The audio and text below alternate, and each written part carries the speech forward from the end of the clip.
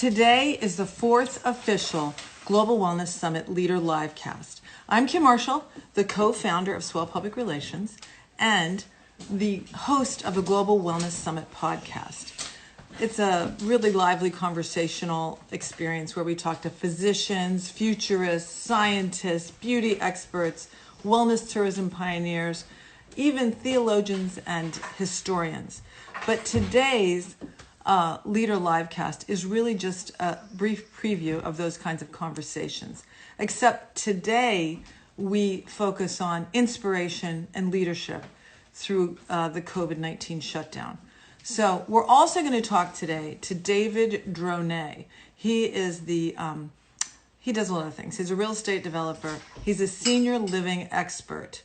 And he's also the co-owner of Pagosa Hot Springs. The Springs Resort and Spa in Pagosa, Colorado. That is literally about a 40-minute drive from Durango, where the steam engine trains are, and about 3 to 4 hours to Santa Fe, New Mexico.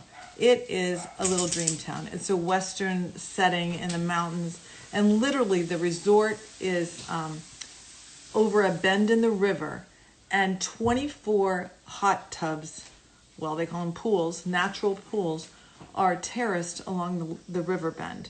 And it's all fed from one of the world's deepest geothermal hot springs. It is the world's deepest. It's over 1,000 feet deep.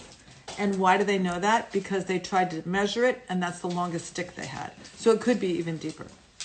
But anyway, I'm telling you that because my partner Darlene and I got to visit the Springs Resort a few months ago, and we were in heaven. I don't know how you feel, but I really feel like hot springs are nature's spa. It's the way the earth hugs you. I mean, contrast bathing, it doesn't get better. And there's like 31 minerals in these natural waters. So I'm going to look right now, and I think David is here to join us. Now let me see. Let's see if we see Pagosa. Well, we'll wait. Okay, so I'm going to tell you some of the other things about being in Pagosa and what there is to do there. You can hot air balloon.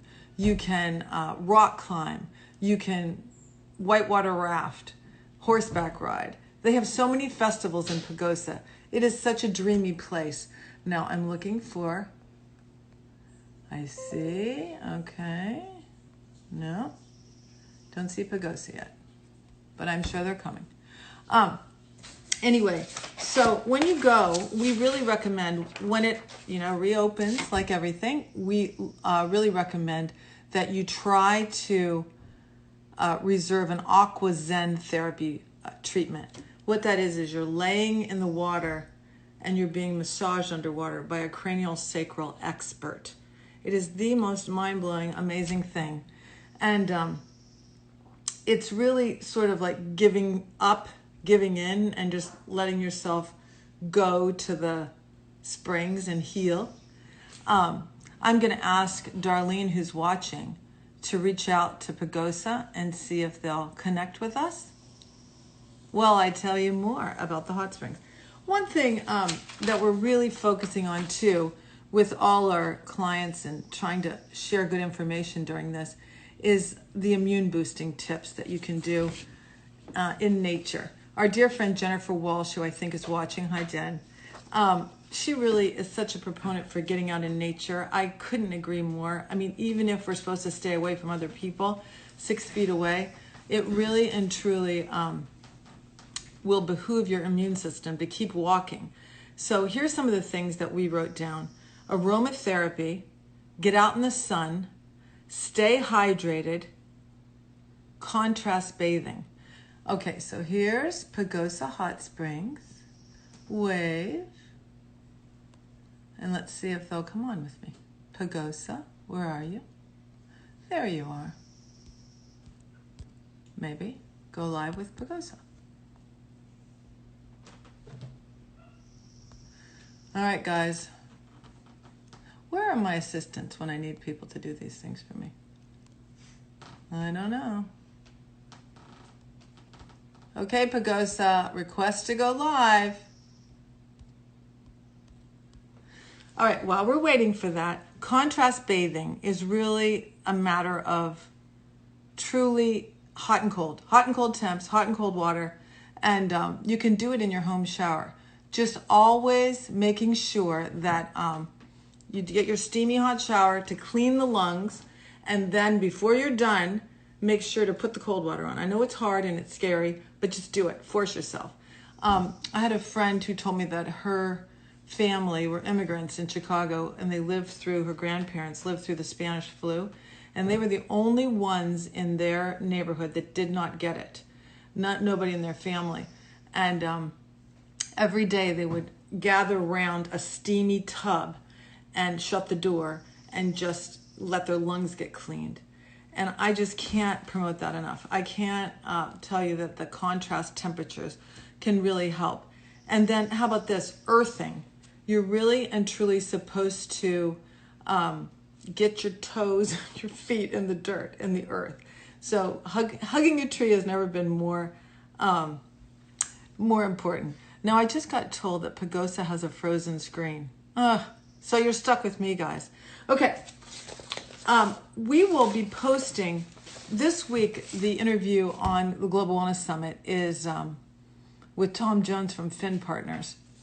And it really talks about how to message from the heart, how to find the soul of your brand. We don't know who's going to help lead us out of this. We don't really know how we're going to get out of it, but we do know that it's got to be a matter of the heart and soul of a brand. So don't miss that. There's so many issues that relate to all of us trying to keep our head on as we lead the way out of here. We're entrepreneurs, a lot of people listening, and it's up to us. I mean, we know the Roaring 20s happened after after the 1918 flu, so there's hope. Another podcast you should listen to is Beth McGrory's on the wellness trends for 2020. We cannot believe that the podcast has had a 400% increase in listeners and downloads since the shutdown.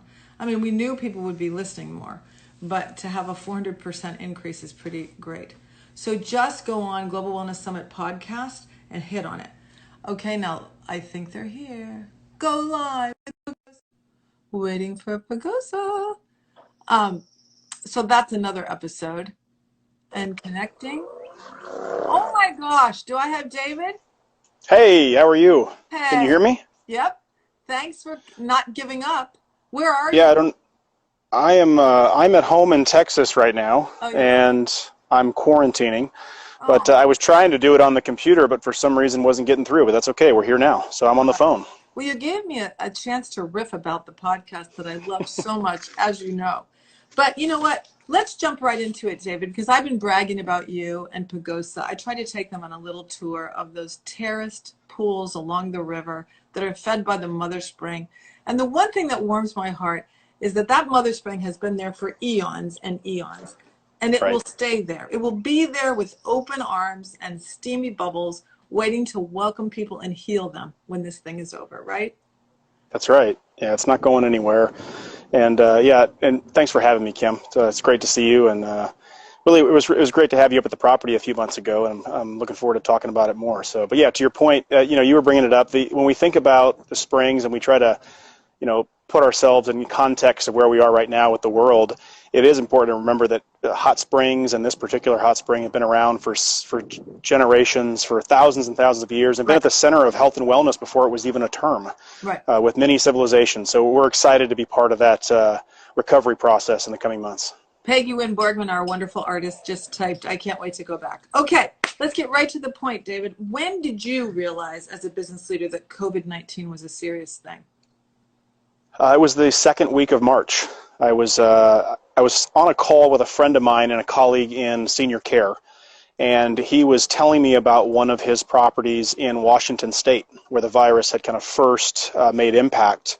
Now, his property wasn't one of the ones impacted, but he had insight into what was happening at the hospitals there and the retirement communities and some of the really tough decisions that were already having to be made, almost in like a triage-like decisions at that stage.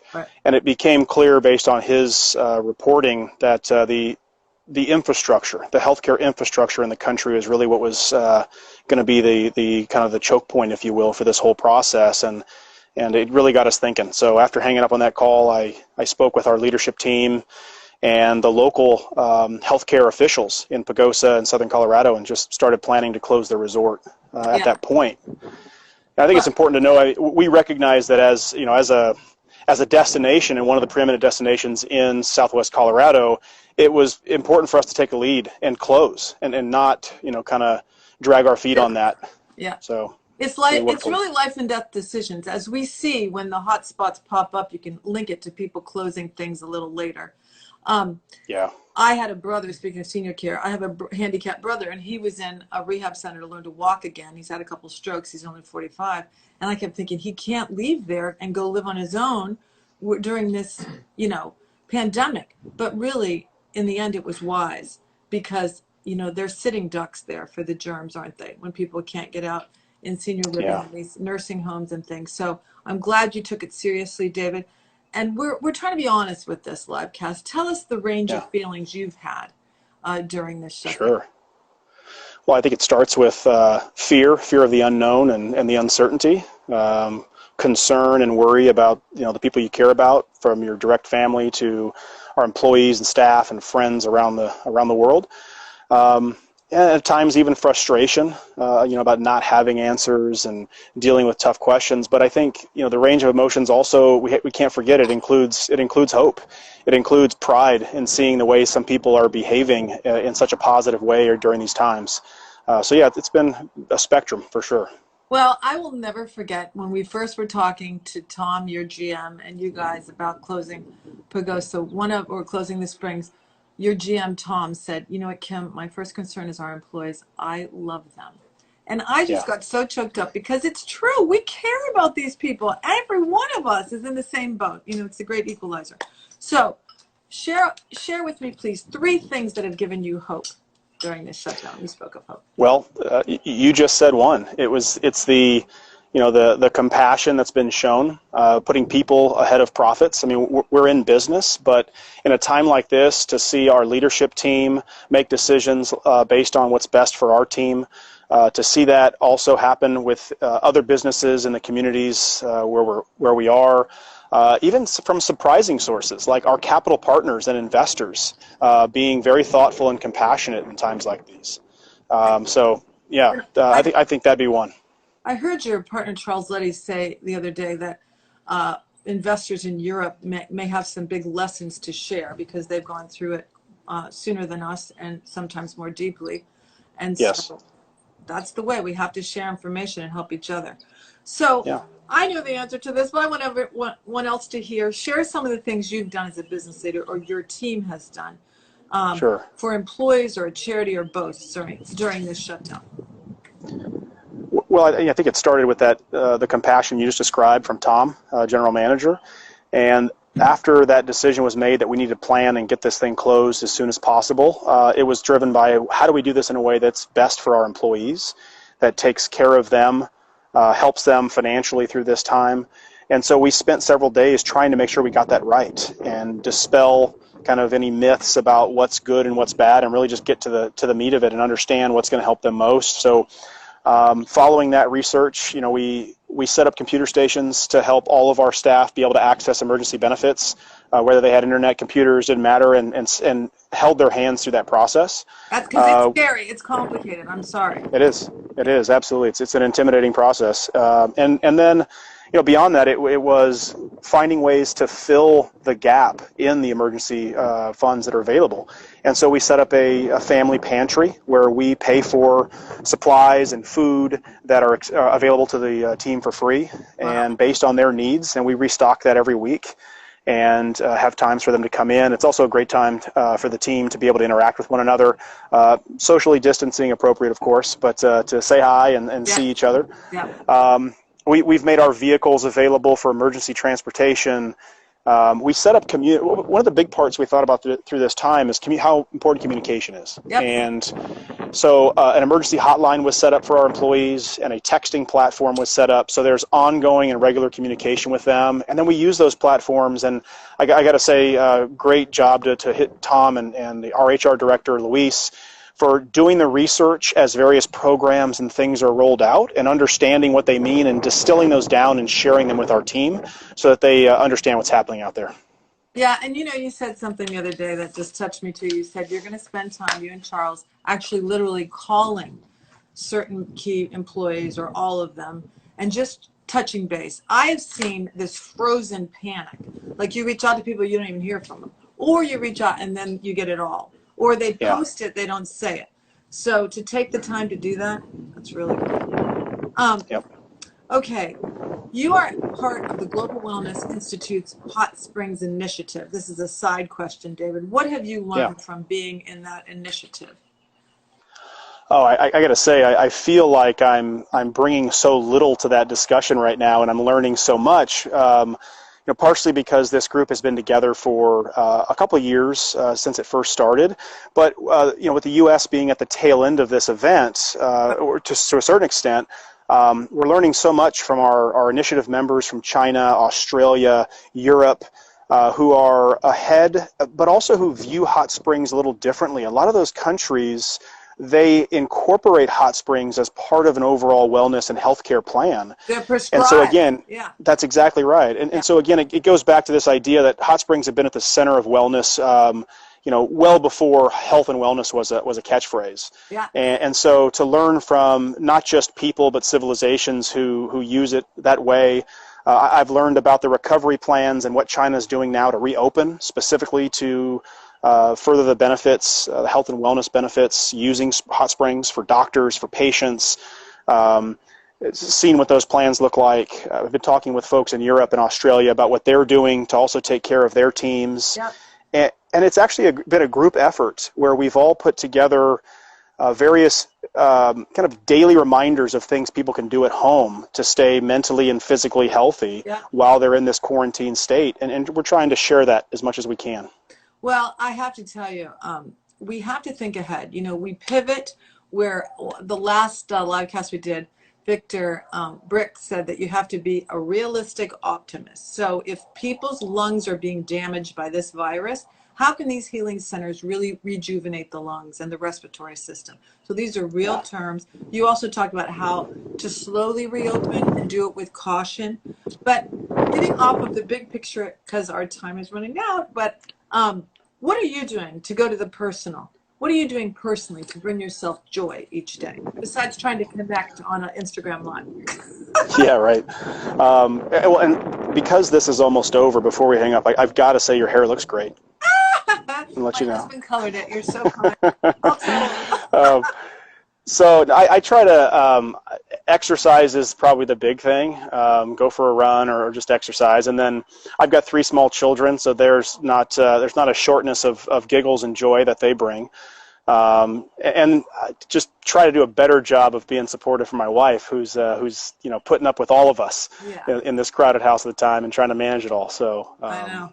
Without my dogs and walks, forget it. It'll all be over. I'm surrounded by all this male energy. At least my dogs are female.